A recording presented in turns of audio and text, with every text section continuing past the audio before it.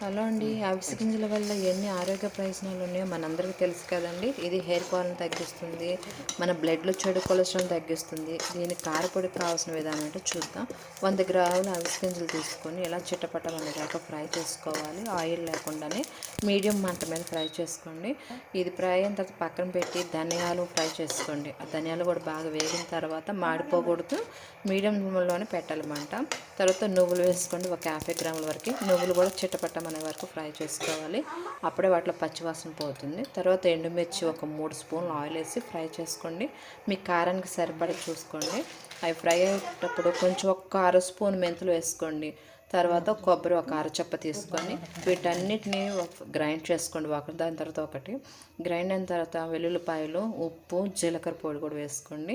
ఇది మీ రుచికి సరిపడ ఉప్పు వేసుకోండి. ఇది రుచి కూడా చాలా బాగుంటుంది, ఆరోగ్యానికి కూడా మంచిది. మీకు నచ్చినట్టయితే మీరు కూడా తప్పక ట్రై చేయండి.